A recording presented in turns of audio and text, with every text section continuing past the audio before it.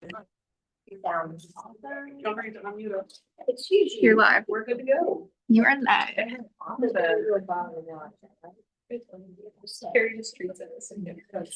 Okay, hi everybody. My name is Grace. I'm the assistant general manager here, and thank you all for coming to Cars and Confidence. You signed up for the class, so you know what it is. We're going to cover all things car buying, used cars, new cars, what to look out for, what questions to ask. We have two professionals here. We also have Claire who will be going over some added bonus things pertaining to Subaru, but Samantha is our performance sales force manager at the used car location. Sorry, new title. I'm learning. And then Susan is our sales manager here. Both of them have extensive car sales knowledge, both new, used, different makes. So we'll cover everything in this class, not the super specific.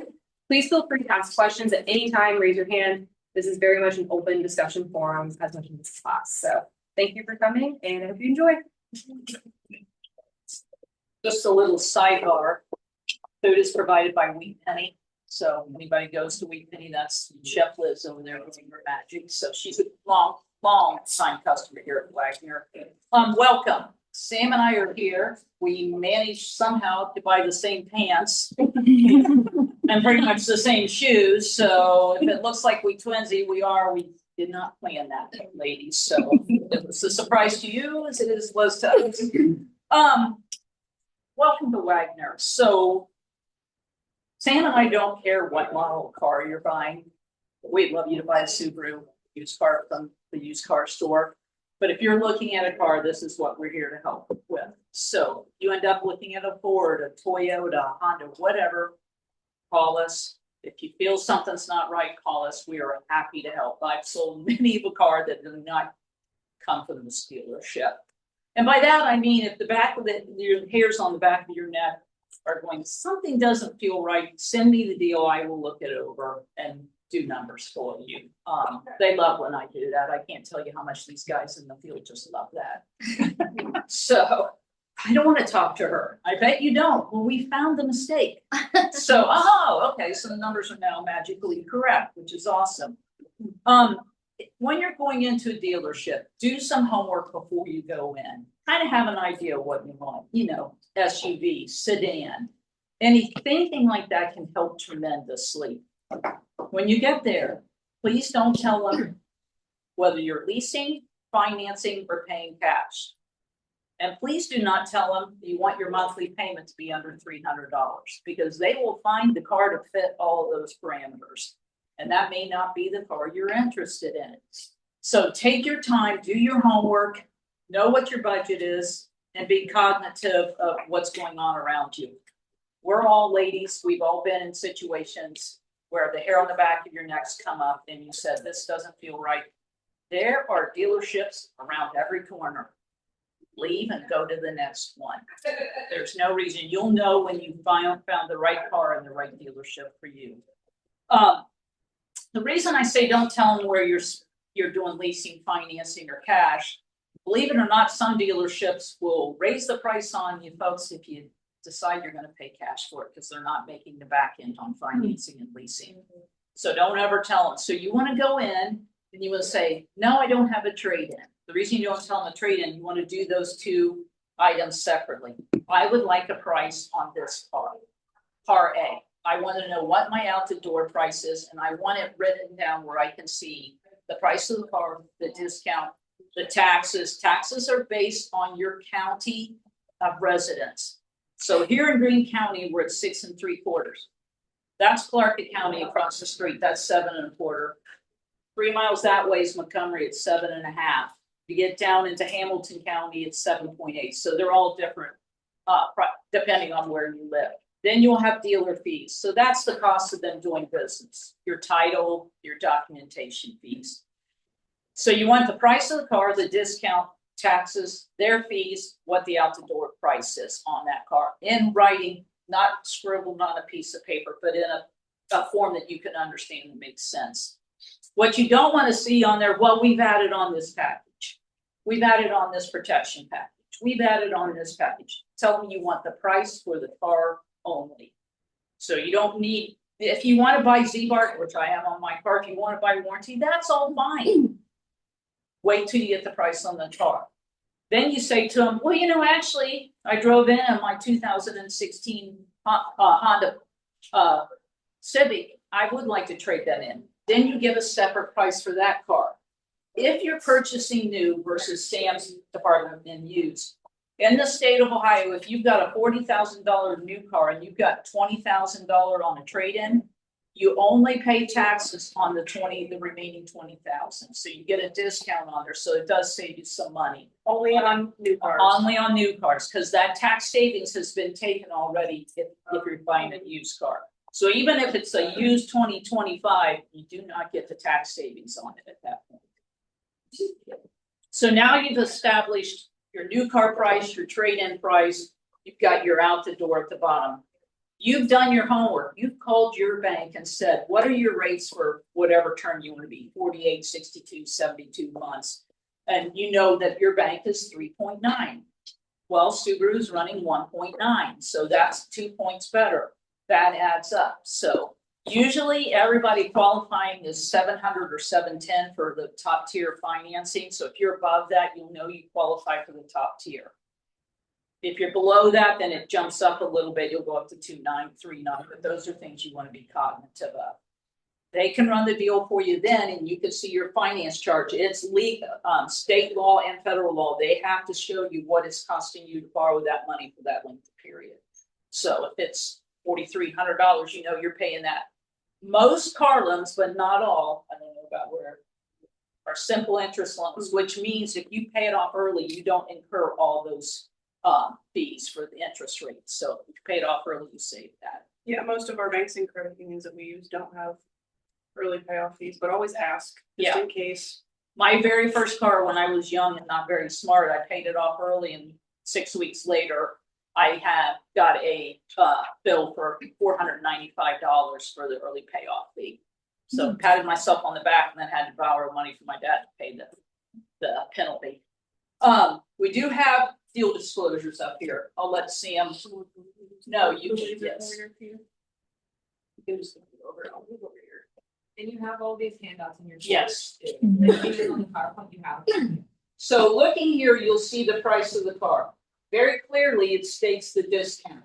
Is this the new car It is. finance sheet? Yeah. This is the price you're paying for the car, the dock fees, the title fee, the temp tag, your total, your sales taxes, county taxes, your total out the door is there.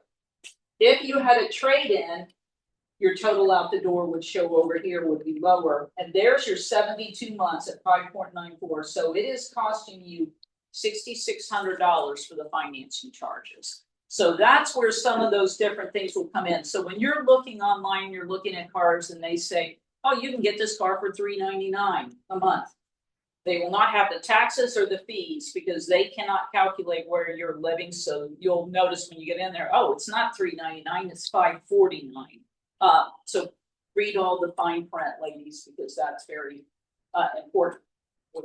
And also, real quick, not every dealership is going to have the same format, but it should have the same information.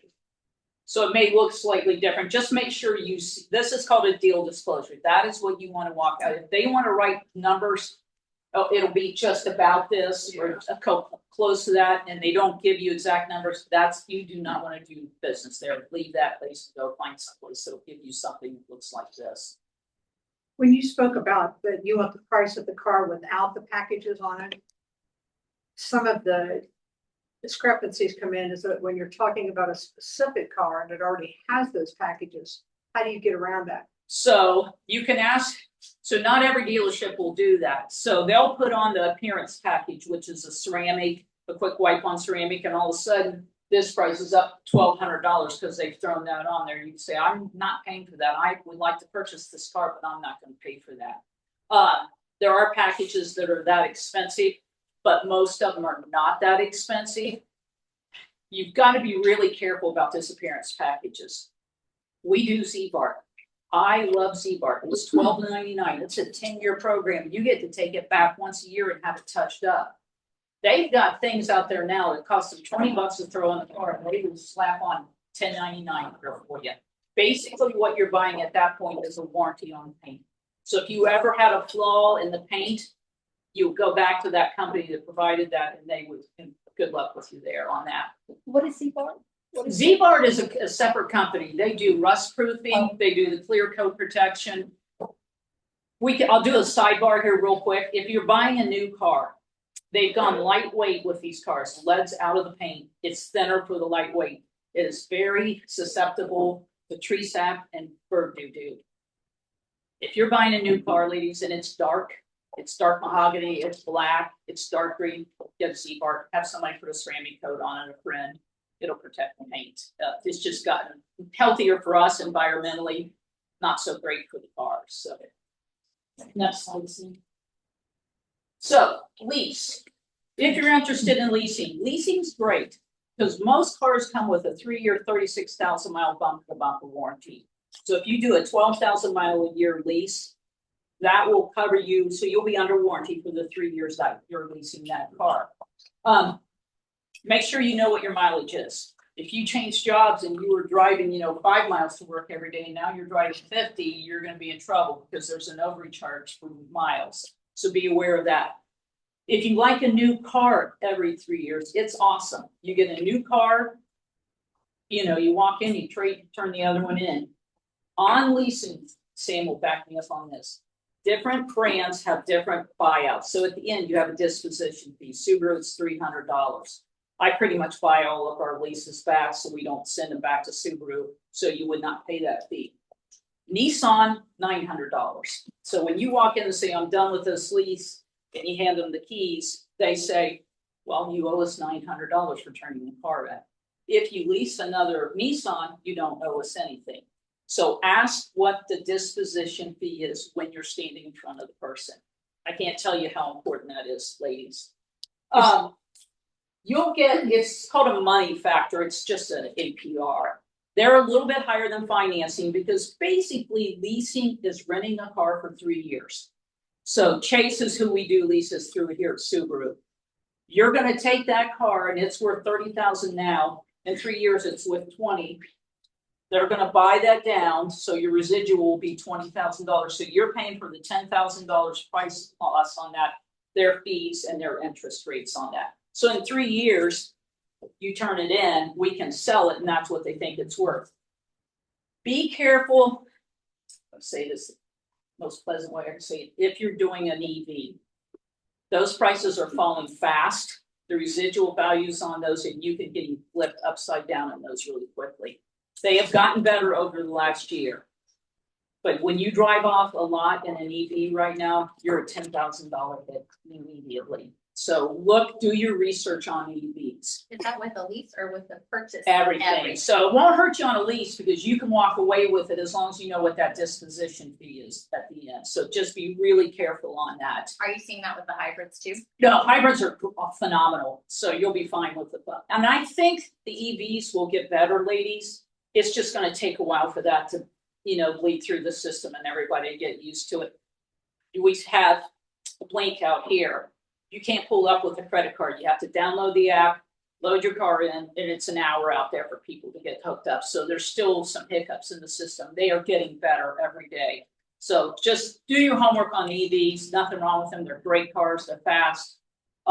If you like speed, they go a little fast. One thing real quick with leases too, ask about damage allowance because typically you only have a certain dollar amount of damage for dings and things like that. So make sure that that's something that you ask about as well. So in other words, if somebody's dinged your door or you've got something else going on. If you get into a lease, you cannot get out of a lease for the 3 years 2 ways. Death or deployment. So if you're active duty and they send you overseas, you can turn it back in or you die. The only other way to get out of it is to pay the remaining monthly payments off at that point. So just know you're pretty much locked into that lease. Finance, you can turn it in usually and get out of it much easier. So just know what you're doing with leasing. It's great for a lot of people that like new cars. It's great for older people. If they, they don't know, I don't know how long I'm gonna be driving. I'll lease it for 3 years. And if I'm not driving in 3 years, my dad leased his last 3 cars and it was perfect for him. So one more side note. Sure. Ask about gap coverage, if that's included. I'm gonna go over it a little more in depth when I go over my information, but Some companies will include it in the lease, others won't, so just make sure you ask about that, if that's something that you want. Does everybody understand what gap is? No. Okay, so gap is gap. Gap is where you get chinos. Yeah, it is. Apparently Sam and I did not go there. So you got a $30,000 car. It's now 32 with taxes. It's now 34 with your finance charges. So if you total that thing tomorrow and they give you 29.5, you've got a gap. Gap covers that. So if you're buying a brand new car and you're not putting a dime down, you need gap insurance. If you're putting 20K down, the payoff will always be higher than the trade-in is on it, so you won't need gap. So, and they will tell you, like, we can send it through, you know, and it'll say they don't qualify for gap, so, unless they put less down. So gap is important if you need that, and I talk to the young people when they're in here all the time. I said, you need gap, Sam's done it. They're like, I don't want it. My dad told me not to buy anything. I'm like, so I always tell them, call your insurance company, you know, see if they offer gap as well. In COVID, with the prices of cars went silly, most of the insurance companies dropped gap insurance because they didn't know what the payoffs were going to be on them. So you just need to check with your insurance company and see if they offer it as Does well. Gap only apply for cars that are financed? Finance and leasing. Subaru includes the gap in their leasing charges, but not every company does. So you don't want to be on the hook for that. And if you guys grabbed a folder, there should be a little handout in there with some information about details on gap and why it's important.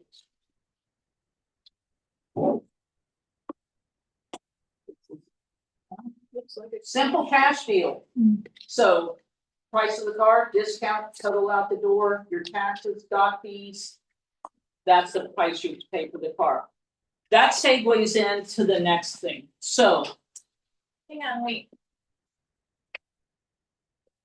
do we not get you a cash disclosure? No. Okay, so on the right, on the left, on the finance one, it's the exact same thing. It just doesn't have your finance charges on there. We can prep one for you. I saw Lindsay go running away. So, so this Forester right here, this lovely Forester, has somewhere between 45 and 55 computers on it. You buy a Honda, you buy a Toyota, you buy a Jeep, you buy a GM, computers. I would encourage you all to do something I never did until the last 10 years, and that's talk about warranties, service contracts. Warranties are called service contracts on these cars if you're planning on keeping it a while. They'll have different ones for the different lengths of the car and how many miles you drive a year. The head unit in this car right here is $3,300 if it goes out. Your eyesight cameras are, you know, $1,800 a piece. The headlights on here, because everybody has the steering responsive headlights now, $1,500 to $2,000 for those. So you're talking about that's got a computer in it. So, you know, if you're going to Target and you're buying a lamp that my cat knocked over and it was $35 and the lady says, do you want a warranty? I'm like, it's a $35 lamp. I think I can cover this myself. On a car, I would consider the OEM original manufacturer's warranty on it. I know nobody wants to hear that. Nobody wants to do it, but the hits are just not what we used to be. They're big hits on these cars, unfortunately. How much Yeah. warranty? I'm sorry. Anywhere from, it depends on how, so you can get one for 10,000 miles a year or 20 or 30,000 miles a year, and then 5 years, 6 years, 7 years. So they're anywhere from $1,200 all the way up to $4,000. So depending on how much coverage you're getting. They're good all across the country too. So any Subaru dealer, almost all. So that's a valuable question. If you travel a lot, you're buying a Ford. Is this good at every Ford? And usually they are. Is that the same if you lease a car? Yeah, you've got, well, if you do a lease for 3 years, 36,000, you're under the original manufacturer's warranty. If you go with the 15,000 miles a year, you would have about a 9,000 mile gap in there. So you could pick up a short-term warranty for that at the end. So, questions on warranties? So you buy a new car, it comes with a warranty, and when that expires, what warranty are you suggesting? So you can buy anytime with Subaru, it's not the same, it's the same with most dealerships. Anytime within the first 3 years, 36,000 miles, you can add an extended warranty. So great question. So The warranty always starts on the day you purchase the car. So today's March 10th of 26. No matter when you add that warranty, if it's a 7-year, it started today. If you add a 10-year, it's good till March 10th of 36. So that's hard to believe, isn't I don't want to talk about it. it? So the warranty doesn't start when the original warranty expires. No, it's okay, everything's, they have to start a date, so no matter what manufacturer you are, it starts on the original day it was sold. Sam will get into this a little bit, but if you look on a Carfax, which is free on most websites now, you can see the day that was originally sold, so you know exactly when the warranty started. There's also a warranty check on Carfax option, so if you're looking at something that's relatively new, it may still be under factory covered, and that information is available there too. We'll get Go into- ahead. Okay, so if it starts on the day that you buy the car, is it the same as the warranty that came with the new car? Or they're different? See, I'm hearing there's different amounts of warranty, and would the better warranty override it if it was still good? It would, And so then what would be a reasonable warranty to have secondary? So with Subaru, you're covered that 3 years, 36. If you get the gold, we call it Gold Plus, you pick up a few extra things like you get extra hotel room, you get extra money if you get stuck somewhere, those kind of things. You're if you're buying new, buy the manufacturer's warranty. If you're using Sam, she'll have some tips for that. I'll segue into warranties for you right now. Sam, used cars, it's a little trickier in used. It is, and even after you purchase a new car and your warranty, if let's say you bought an extended warranty, usually most manufacturers won't allow you to buy another manufacturer warranty, so you can look at third-party options. There's also a sheet in your folder there with some information on that. It's gonna depend on the dealership. Not all third-party warranties are created equal. I would recommend just doing some research on the brand, so you can see what customers are saying about it. It's just gonna depend on what's available per car. It's kind of a case-by-case basis, and also based on the dealership, because they're all gonna have different options. Any other questions on used warranties? It's a little trickier on used warranties. Like I said, you can always reach out to Sam and I. We're happy to answer questions, so don't be afraid to ask those. When you're titling a car, if you have a trade-in, it's immensely helpful if you have your registration or the title and know how it's titled. Nobody remembers when they bought a car the last time, oh, I got married, my name's changed and the title never got updated.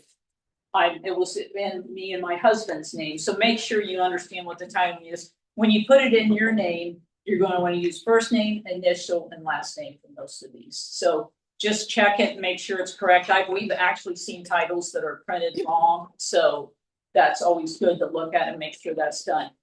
So now we're at the point where you're sitting in there and you've got the car bought. They are bringing you the contract and you're looking it over. You know what you paid for the car. You've got your deal disclosure. You know what your APR on it. You're gonna look that over, that contract, and when you're signing it, those numbers better match perfectly. Your name, check your name spelling. Check the price of the car, the discount. Check the APR if you're financing. Is your lease payment correct and matching what the salesperson told you, the finance manager? So these are details. Make sure all the numbers match up perfectly. Take your time, there's no rush. Any questions on that? It should be laid out perfectly clear. You know, here's my name, Mary Jones. I live at this address. I'm paying $38,362. I'm putting $20K down. I'm financing the remainder amount at 1.9%. That's costing me this. All that has to be disclosed and clearly printed on the contract. No, I think you covered all of it That's me. for that part, at Yes, least. I think it's your turn. All right. Used cars with Sam. Woohoo. So a lot of what Susan said is gonna also translate over to used cars. Setting a budget is very important. That way you kind of can go in knowing what you're looking for, especially with used cars. It's not all the same, you know, the same brand. So there are tons of options for used cars and no used car is the same. Take some time to do some research on reliability and common issues with the types of vehicles that you're looking at so you can kind of gauge what to expect. and maybe some things that might steer you away from something. Always review the Carfax if it's available. Auto check, some dealers will use that. I don't think it has a good of reporting as Carfax does, but always ask for that. You can see damage history, owners, if it was a rental, a leased vehicle. I believe that if it's a salvage title, that'll show up, and that's a red flag to What pay is it attention called? to. Salvage title. No, the auto check? Auto check or Carfax is the big one that most dealers use. The salvage title will come up with a big triangle with the red exclamation point. Yes. Be very careful. You cannot usually typically get a loan on those cars, and getting out of that is not gonna be fun because nobody will want to take that car. So be careful. You know, it's okay if it's been fixed, but you need to know what you're getting into on those. Exactly.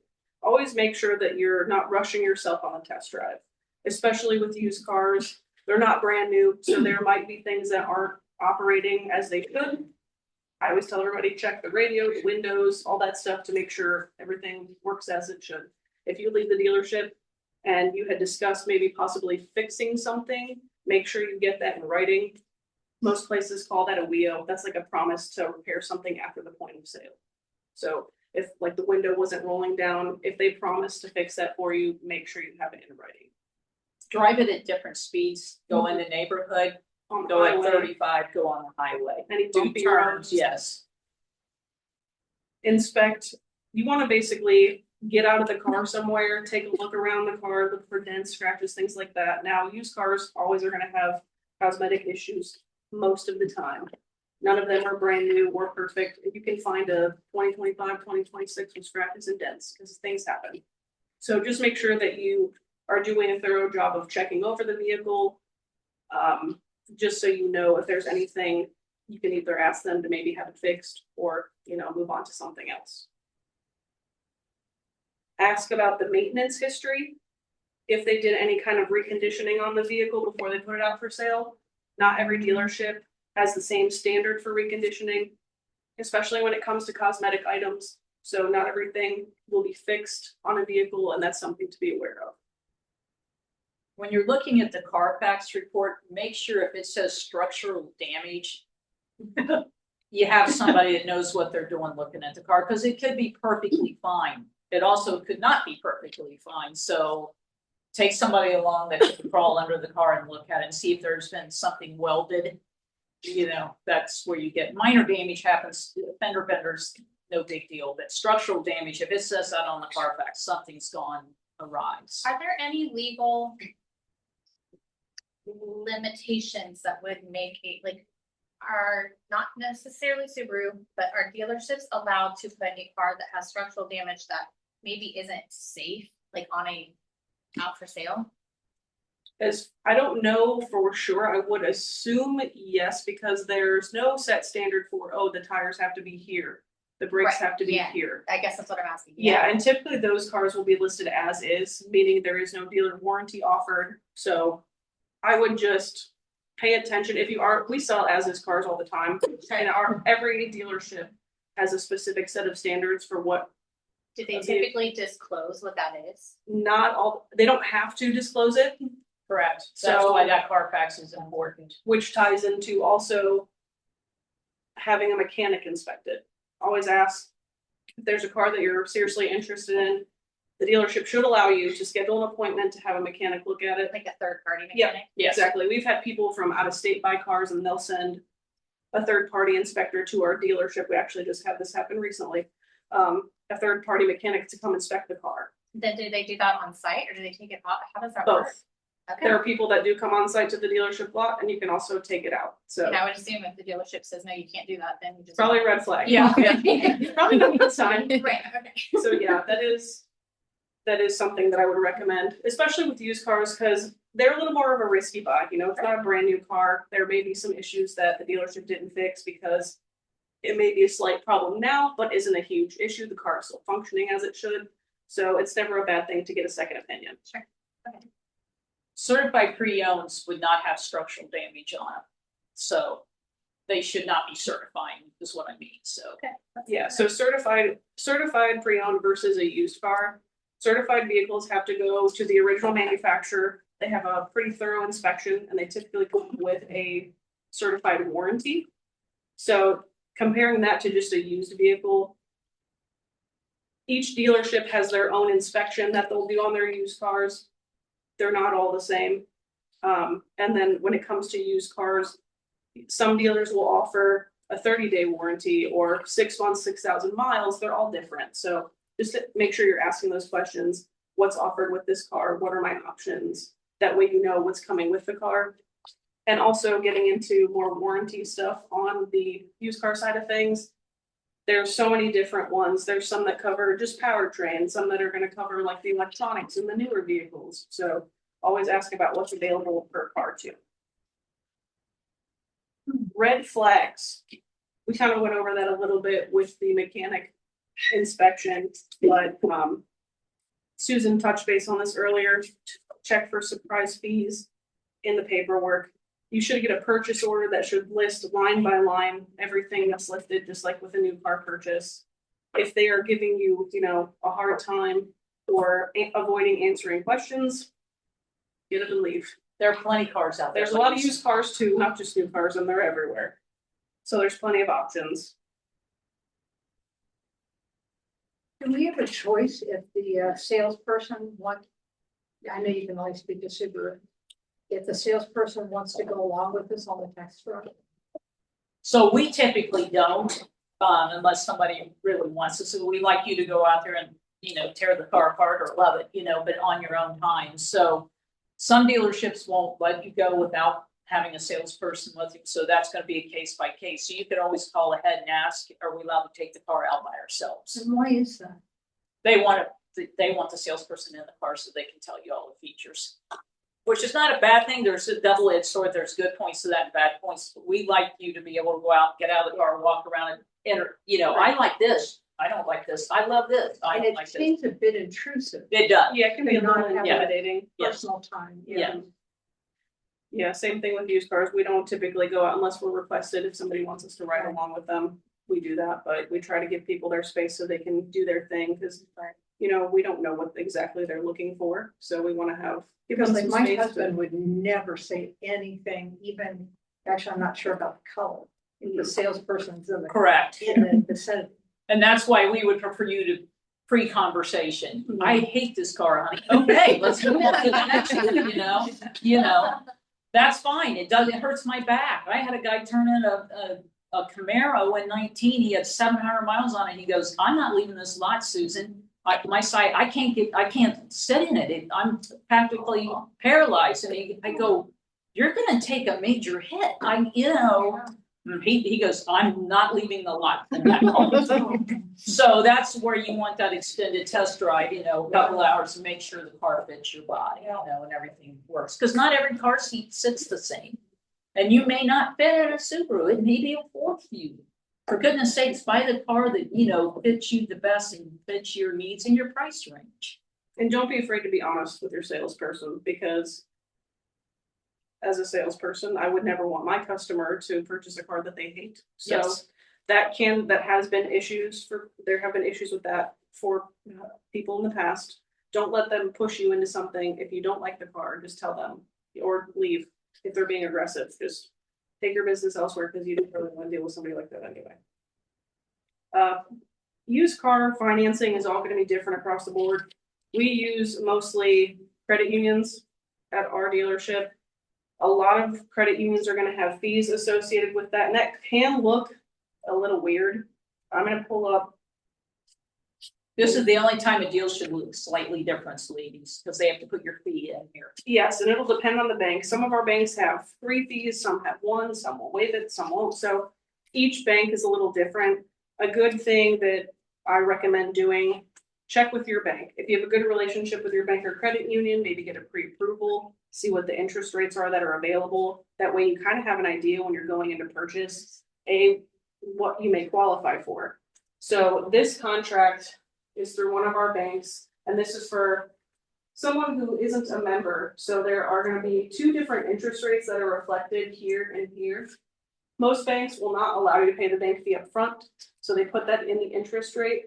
So this is going to reflect higher on your disclosure up top, but it does tell you down here that this is your base interest rate. This is just including the bank fee, that's why it's two different numbers. So that's the only time you should have something that's slightly different on the paperwork, because It's just depending on the bank that Yeah. you finance it through, if you're financing the vehicle. but always check your rates at your banks once again, because, you know, the dealership will have one fee, the bank will have another. Sometimes the dealership will be less, sometimes your bank will be less, so look out for yourself, do your homework. Also, if you're a first-time buyer, that's a good, typically with people that don't have any established credit, they do need a co-signer. They may be able to qualify for a smaller amount on a loan, but that's never a bad conversation to have with your bank or credit union if you have a good relationship, just so you can get an idea what that looks like going into things. Longer terms, obviously, usually have a higher interest rate, so just keep an eye out for that. And the reason for that is because the banks are taking a bigger risk if they're loaning the money out for a longer time. That's why you'll see lower rates for that. There's less risk for the bank. Exactly. Susan went over the purchase order and how important that is to go over it carefully. Also, make sure your address is correct because all the paperwork is gonna get mailed to you, including your account information, so we don't want that to get lost somewhere. And if you are using a PO box, you can do that. What happens is they have to title the car to a physical address. But as soon as it gets funded, if you're financing, you can have it switched to the PO box where the paperwork will come there. I know a lot of people have gone to PO boxes here recently, so. I don't think I have much else. Awesome. Do you have anything else you can think I of that we don't. missed? We will do some questions and answers here in a few minutes, but we're gonna bring Claire up for a short little talk about a couple things that are Subaru only, so. Yeah. Claire's our redelivery specialist here at Wagner. Hi, everybody. I'm Claire. Hi, Claire. Get your mic. Where to get you the Oh, mic. I need my- For the Alright. Zoom. Right. Hello, everybody. I'm Claire. I am what's called a Love Encore redelivery specialist, which is Subaru's term for I help you with all the technology on the car. And I help anybody who's purchased a Subaru. I can try to help you if you purchase a different make or not a Subaru model, but I probably won't be very good at it because every manufacturer is a little bit different. But I basically help manage how quickly the technology is changing. So this means that 10 years ago, buying a car was a lot simpler than it is now. Now you have the steering responsive headlights, you know, you've got Apple CarPlay, you've got various ways you can use maps, you've got more complicated climate control systems. And a lot of that is on touch screens. So that can be very confusing, and it can almost feel like your car is speaking a different language that you have no access to. So Subaru's created my position to help answer questions about how to use your car, get people comfortable with using their car, and make the full use of their car. So specifically, if you're looking at purchasing a car, I would have kind of some general idea of what technology maybe is going to be important to you. A huge one for people right now is Apple CarPlay and Android Auto, which basically means they can display their phone screen on the screens inside the car, which is great for maps. So instead of having a built-in map or having to use a Garmin system or something like that, which you have to usually pay for updates and get updated, you can just use your Apple Maps or your Google Maps or whatever you have on your phone, your Waze. You can get live traffic updates, and it's all projected right onto the screen, onto the car, so you can see it. So for a lot of people, they'll come in and they'll be like, I definitely want Apple CarPlay and Android Auto on my car. Now, and it's also good to keep an eye out for technology that you don't want. So if you've maybe been in a friend's car or in a family member's car, and you're like, I love that, I don't want that for my next car, make that clear to your salesperson. Be like, I'm really looking for this. It's not always possible. A lot of these cars will come with prepackaged sort of assemblies of this technology that all comes together. But we will do our best to help get you the ones that are a good fit for you and make sure you're getting the technology that you want and as little of the technology that you don't want as possible. So feel free to write stuff down, bring it into your dealership, and just let them know and be like, this is really what I'm looking for in terms of technology. as you get higher in trim level, so trim levels on cars are kind of packages that come on them. So typically cars will start with a base level, and this will have the fewest amount of technology and features on it. Then you go up to premium, limited, and touring. Touring typically have the most features on it. It's really important for people to know that all of this fun technology is optional. Underneath, you make it in a new car and be like, it looks like a spaceship. Like it looks like there's hundreds of buttons. But underneath all the buttons, it's a gas pedal, a brake pedal, and a steering wheel. Okay, so, and feel free to ask from your salesperson what it takes to drive the car as well. But in Subaru's case, none of these technological features are required to use the car. So feel safe when you're in the car anyway, and take your time to learn the technology. You don't have to know it all right from the beginning. Assess your needs for your lifestyle. You know, do you use maps all the time, or do you have a really great internal sense of direction? And maybe you don't care about having maps, but maybe you really want to know if someone's in your blind spot, you know? Maybe you've got kids in the back and you're like, well, can I turn on the lights for the back of my car in my, like you can in the Ascent, and try to pay attention to kind of where the pain points in your driving experience are. Maybe take an audit of your driving experience throughout the day and be like, this really bugs me about, this is kind of a blockage in my day. It makes it a little bit less convenient for me to enjoy. So next time you go in to buy a car, you're like, okay, these are my needs and this is what I want and this is what I don't want. This is what I like, this is what I don't like. The more information we have, the more we can help you find the right car for you. Now, this specific program with Subaru is offered after you purchase a car, which means you'll be invited back in after you purchase a car several weeks after you've had a chance to drive it, sort some things out, and develop questions, and talk to me for about, I generally make appointments for an hour, but you don't have to use that. It's all kind of based on you and what you would like. But generally people who are like, oh, I only need about 5 minutes, tend to spend a little bit longer. And I will also try to inform you and get to know you and tell you and help you discover features about the car that you didn't know that might be useful for you.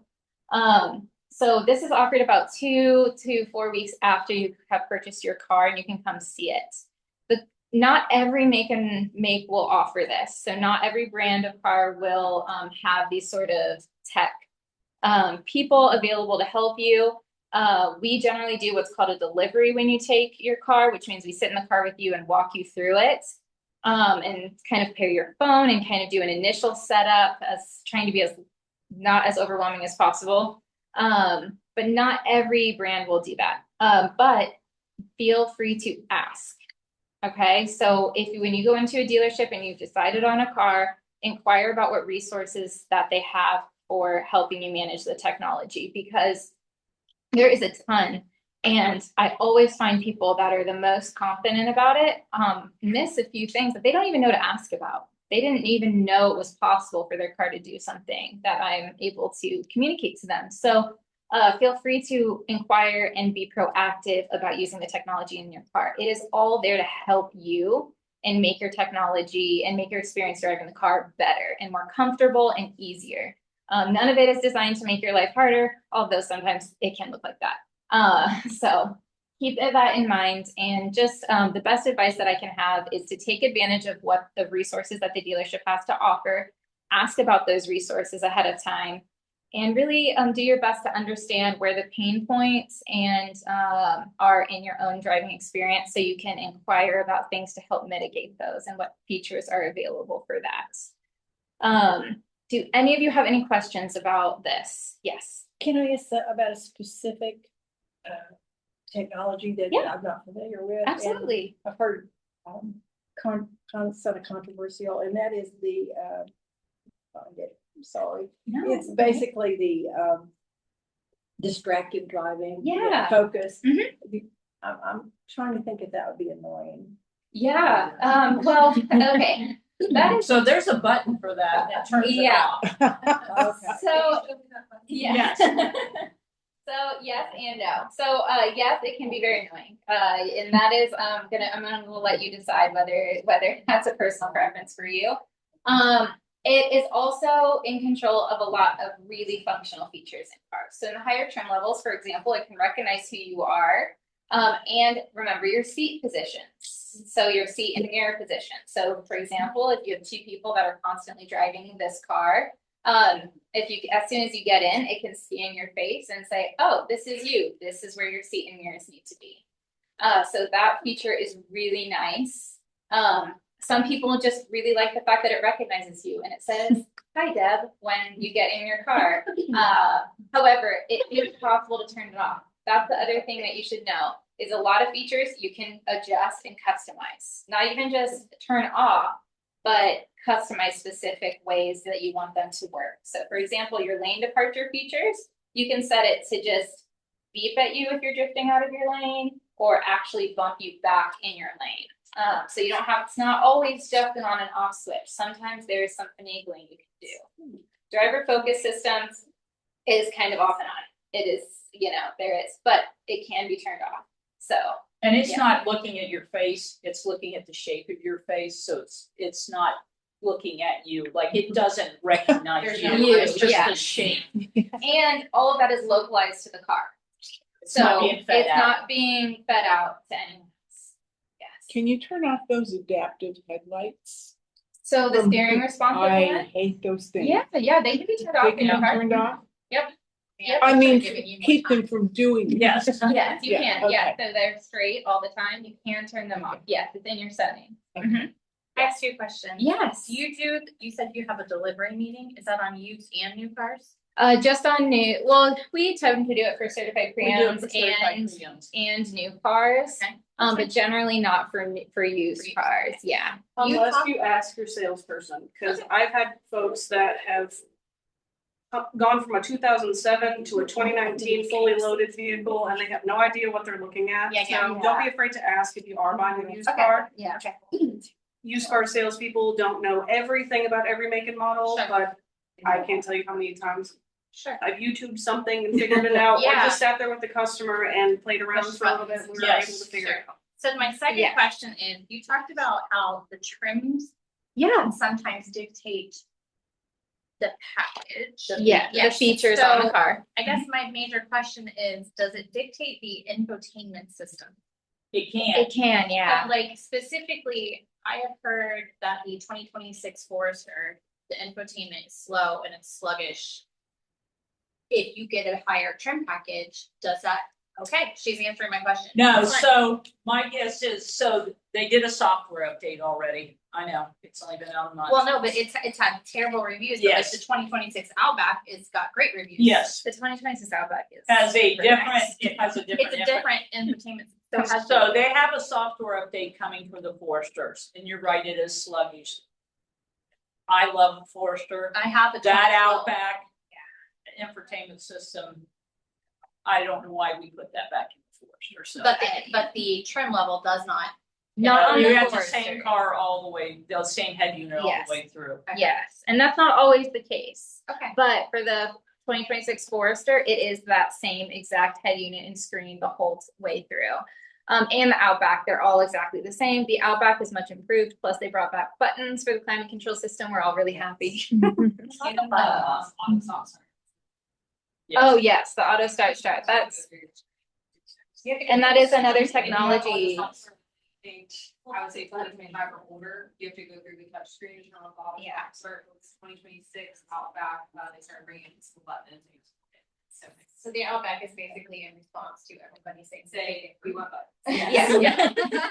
Yeah. And funny enough, even the young people wanted buttons. Yeah. You know, it's, yeah. nobody, I don't, nobody wants to be driving down the road going, okay, I think I'm Yeah. turning on my radio, you know? And ask about voice command too. So a lot of those touchscreens can be mitigated by telling your car what to do with your voice. Does it recognize your voice versus like, let's say your children's voice? Subaru doesn't. It does not. No, Subaru does not. However, the new Outbacks are very localized to the driver position.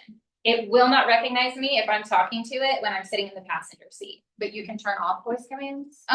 You don't have to activate them. Okay. So yes, so there, it's a button, so you have two kind of methods for you to use. However, if you have your Apple CarPlay or Android Auto, some people are able to just say, "Hey Siri," which would. So because Hey Siri is voice specific, so it learns your specific voice. Right. So if you are able to use that on your phone, you have those settings enabled, it'll do the same thing. So And you can just Android. say, Android does the same Yeah. thing, so if, hey Google, you know, you can use it that way as well. When you So, were saying the auto start stop, is that the one the car turns off when you have come to a stop. That's so silly. I know. Yeah.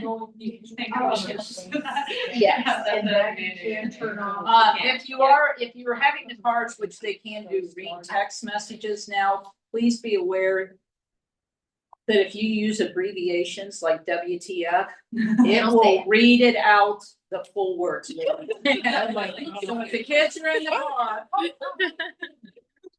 leave me, we should not at all out in a car with a customer to me was, and thank God her kids weren't in the car, but it said. And I was like, okay. General, be careful. Be careful if you're about having a having text message it. being read. I never have conversations like that, so it doesn't matter. Yeah. Also, if you're having an issue with your phone in the car, which happens, turn your phone off. Yeah. Yes, Turn it back troubleshooting off and back 101. on. If you're having glitches, connection issues, 80% of issues are solved by turning your phone off and letting it sit for a second and turning it back on again. 15% more are solved, and I'm making these up, but this is just what I found, by updating your phone if there's an outstanding software update. And when you say a second, you truly mean like 30 seconds or 60 Yeah. seconds leaving it off. Yeah, you Or a can, whole yeah. day. Yeah, you know, why not? That'll solve a lot more problems than just the car. Yeah, exactly. Six outback that I've noticed driving it, if you like, I'm in the habit of as soon as I get in the car, I plug my phone. I'm not used to wireless Apple CarPlay. If you plug in your phone first, sometimes it can mess up the wireless Apple CarPlay. Mhm. So if that happens, same thing, unplug it, turn your phone off, turn it back on. Do not plug it in until it's connected. Plug it in, and that should get rid of any glitches with that. So Or maybe hopefully not. they work out the kinks with the Yeah, cycle. That was something. Yeah. Maybe not plug it in. Yeah, I'm just so used to it. It's like a habit because I have wired CarPlay. So when I drive my cousin's car, like wireless, I'm just like, oh, they plugged it in now. I'm on stuff. And I do that the same thing. Certain technology will also have some idiosyncrasies to it, like the wireless charger on the Subarus now. It's not meant to recharge your phone. It's meant to maintain the charge on your phone. So don't do what I did and go on a road trip and be like, I have a wireless charger, and then have to buy a $40 charger from a gas station. Because I was That's using- true of any manufacturer. Yeah. It's literally just to maintain. If you're at 60%, good luck. Yeah, It's if you're gonna using stay. maps and Apple and audio, like, yeah, it'll maintain your charge, but it's not gonna charge it. Yes. Would you say it's easier to like go back and add in more of the features, like if you start with turning them all off and then go back and add, or is it easier like to do it the other way? I'd say it's, okay, that's a really complicated question. Not every feature comes turned on. So, like for example, Subarus come standard with the warning buzz for the lane departure, but the version of it where it bumps you back in your lane comes default off. So, I would say that it's generally easier to start with them on so that you know they're there. Because if you don't even know a feature is there, it's hard to know to even ask about it. So I generally think, and then if you get annoyed with things, like things that are beeping, buzzing at you, and you feel overwhelmed, turning them off. And you can always just like for me, I have people come in and they'll be like, I'm overwhelmed with things. What can I turn off that will help reduce the amount of input I'm getting from my car? And we'll work together to figure out the best solution. Subaru is really good because they're localized. So in the settings menu, everything that pretty much beeps and buzzes at you is localized in the same part of the settings menu. So it's really easy to go in there and talk through each one and be like, what do you want on? What don't you? Subaru's also done a really good job of varying how the car communicates things. So for example, the blind spot detection is audio only. It just flashes at you when someone's in your blind spot. And now they even have like some buzzing in the steering wheel. So it's not all auditory anymore, which I think, rumble, isn't yeah. Yeah, it's like prefer that.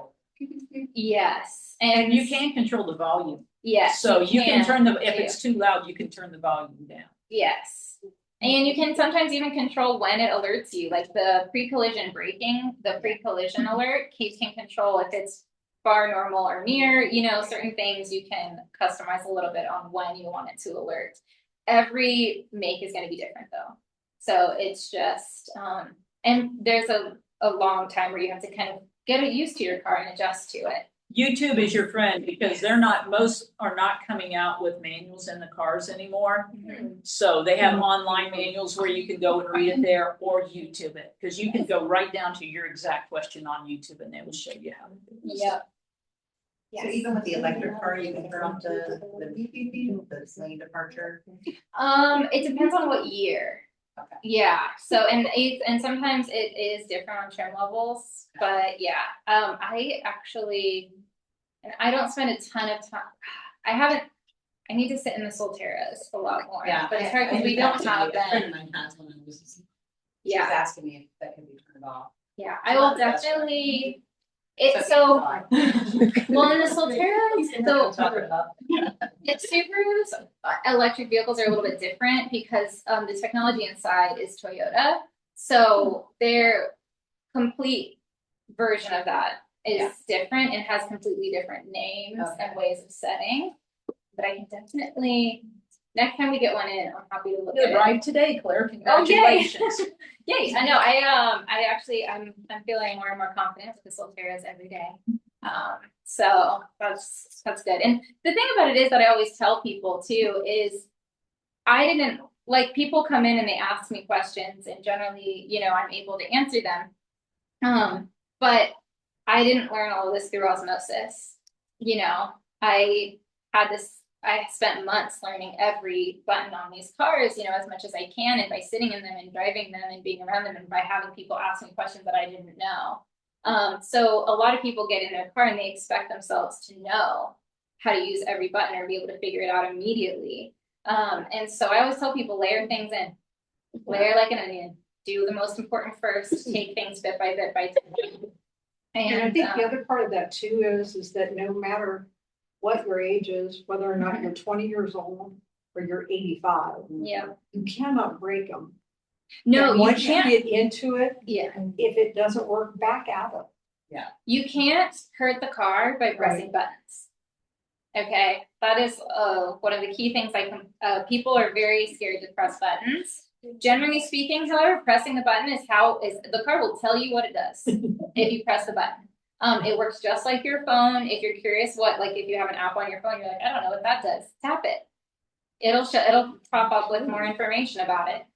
Same thing for these cars. So don't be afraid to play with buttons on the screen, anything. They're all designed for you to use, for customers to use. Nothing that can harm the car is available to you. So yeah, so keep that in mind. And also, just like I said, brake pedal, gas pedal, steering wheel. When in doubt, drive it like a car, because it is. Okay, so don't get, and then when you get overwhelmed, just be like, okay, cool, today all I'm doing is the cruise control and the audio. That's all I'm doing today, you know, and that is also fine.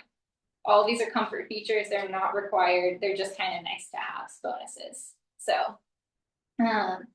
yeah, so, they're supposed to make your life easier. Is the climate control part of the head thing? On the, yes. So that we need to know how to use. Yeah. Yes, but in the new 2026 Outbacks, it's all buttons and it's pretty standard. Like in the sense of like, you got your span speed and it shows Everybody's getting an Outback. Yeah. So I love I'm it. sick of people you hear at the cars in the showroom to see the head. I don't think you have to know that. They're right there. They're They're, right they're, there. usually Yeah. sitting right here. Where's your house? You can look and compare the head unit so you can see the difference. Yeah, the 2026 Outback is hopefully, however, you know, we're hoping that they bring that system into all the other ones over the next 5 10 years or whatever they plan on doing, who knows, but. I think the feedback has been really positive on that, which I love it so much. It makes my life easier. Every time I touch something, it does what I want it to. That's just great. So, yeah, but is there any other questions about technology or managing technology or talking With to your Dan and dealership? I, Yeah, either. yeah, exactly. Yeah. Are they gonna bring back the manual transmission ever? The question twice. Yeah. You can buy. Yeah. This may be a really dumb question. There are no, seriously, there are no dumb questions. Well, what is the significance, and is this always the case that you get a discount from the MSRP? So it depends on what the market is. So Okay. during COVID, you would have pulled in here and our service loaners would have been parked sideways out here to make it look like we had cars on the lot. Oh, Because there were days when we had, Sam, one car. Yeah. So now we have 121 cars on the lot. So prices go down when you have inventory. okay. So you have to look at their lots. If you pull into a lot and it's fully packed, they're discounting. I guarantee it. Or end of model years Yeah. too. And you asked for it? Yeah. Yes. They should be advertising online too. So go to their website. How have the tariffs, Definitely affected us. They've gone up between $1,200 and $2,500 per car, depending on the trim.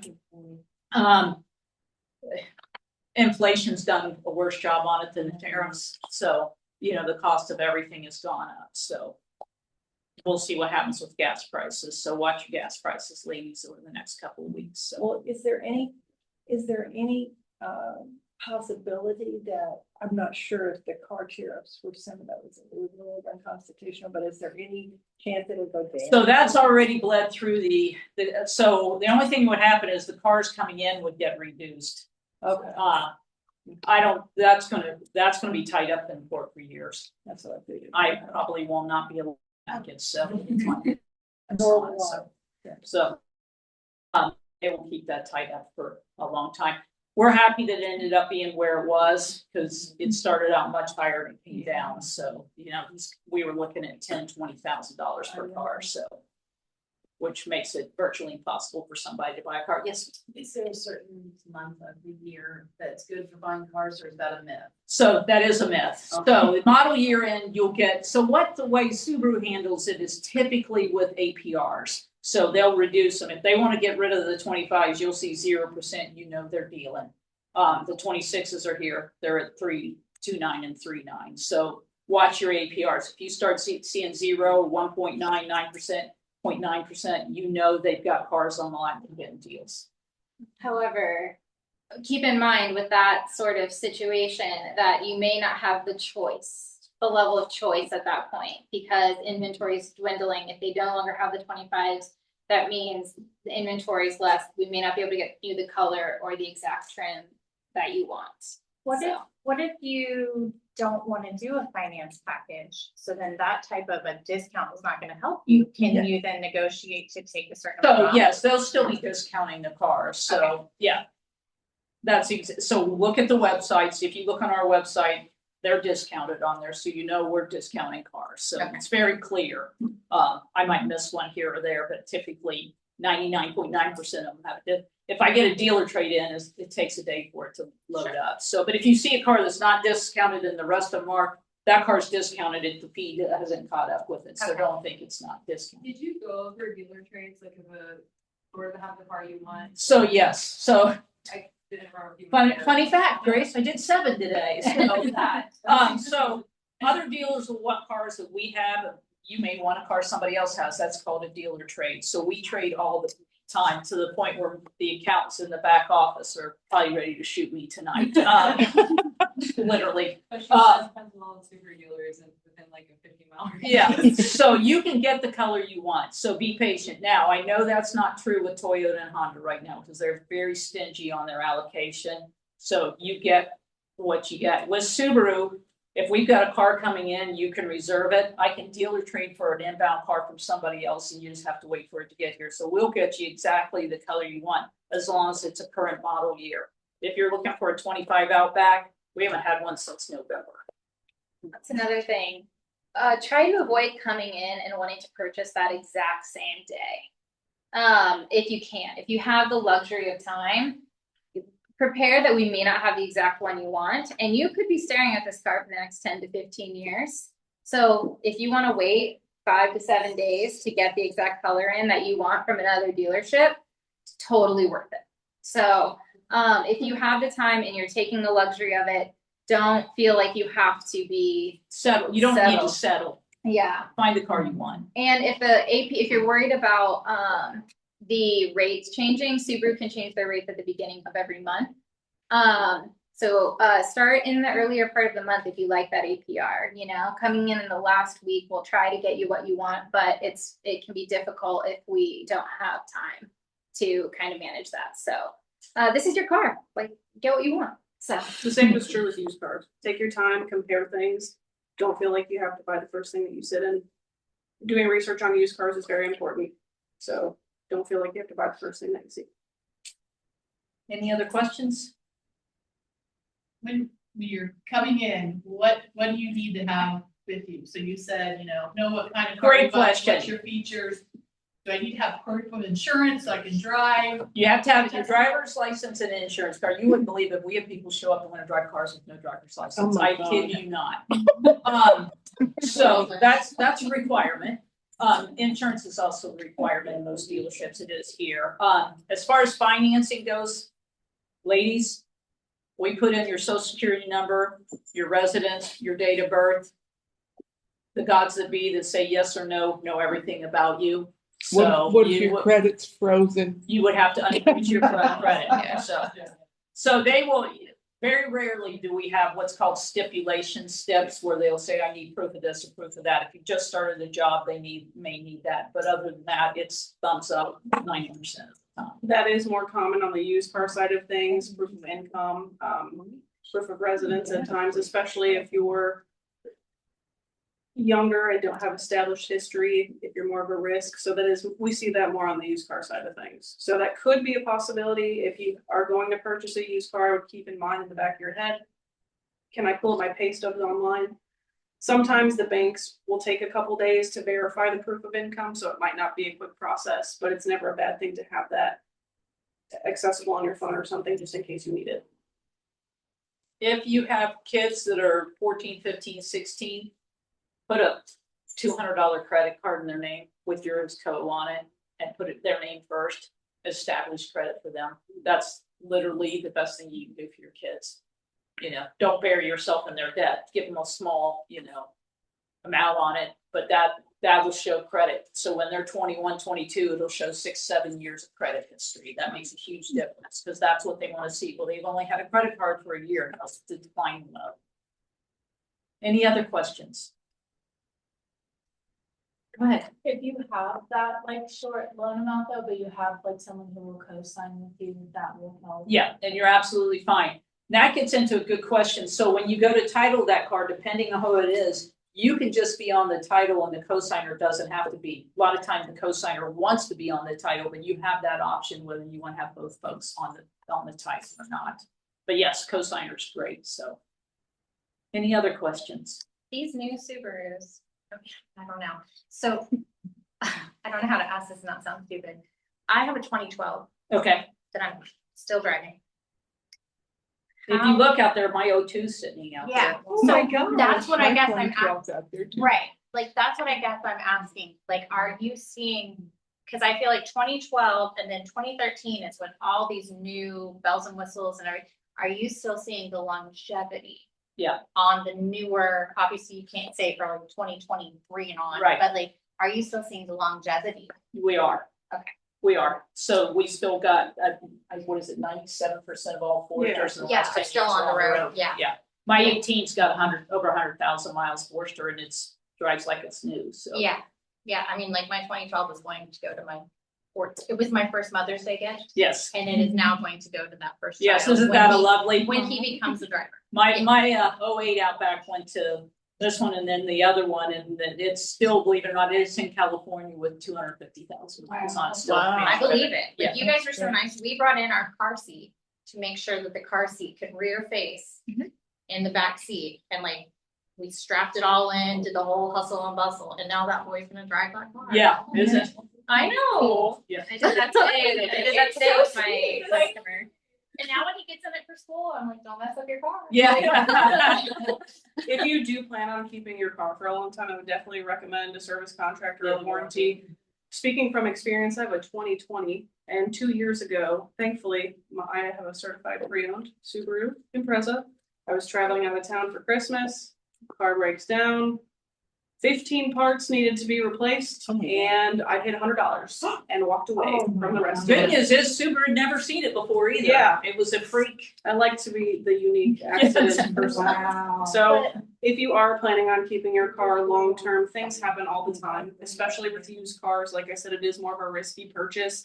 And typically the dealership will inspect it. So for the first 30 days, even if you're unsure about the warranty at the time of purchase, always ask if that's an available option after the fact. We allow after 30 days or within the 30 days, since we've inspected the car, for you to pick one up after the fact. How long can you own a car and then get a warranty? It actually just depends on the warranty, if the car will qualify it. So we've had cars 5, 6, 7 years old and So they're not out of. 14 years? Yeah. You can get a warranty Hey, you now. might be That's- able to get a powertrain warranty. That's We what can I'm take a look asking. at it. It's all gonna depend on what the dealership offers, because every warranty company is different with specs and miles and what they'll cover and what'll be available. So it's never a bad thing to ask. Well, and also, I tell people, imagine like a 6 or 7-year-old phone. That is the same technology that's in all of these cars these days. So, I have a 2017 Crosstrek. My phone won't connect to my. Me neither, Yeah. but maybe Car Grace can anymore. fix it. I don't know. So I tell people to keep that in mind. Yeah. You know how on my Subaru app, it has the trade-in tab? Yeah. I was just curious, cause I paid mine off in full, it says it's not eligible. Well, that's because they just want to look up. They don't know what your Okay. car, they can't see your cars clearly anymore. So Okay. you can, I was yeah, curious about yeah, that. yes. So that's why. So that Okay. stops once you pay it off. Also, don't take what, like an Yeah. online appraisal, 100% to Right, be right. true. Make sure that if you are interested in getting an idea, that you have somebody lay eyes on it. That way they can drive it, because that's gonna be something that they factor in, whether you're trading it in or selling it outright. So don't always take that as law, because if you put it in the computer, they can't tell if you have like a chip in your windshield that needs replaced, or a couple dents, or you were in an accident in the back, the bumper needs replaced, things like that. I have a question. Sure. We're never gonna let you go. That's all right. That's what we're here for. I purchased that warranty. Yeah. When I bought my car, which I was very happy that I did. And, does that stay with the car or does it end when you sell it? If you sell it and you're still active on it, you will get a prorated return on that. So we would cancel it. So most dealers work like that. So you can transfer it if you give it to a son or a daughter or a Yeah, that's cousin, right. you can transfer. I think it's a $50 transfer fee. Oh, okay. Same thing with used cars. And you they do that typically through do that. Subaru? Yeah. Yeah. Yeah. I think that's about it, ladies. We've got a raffle.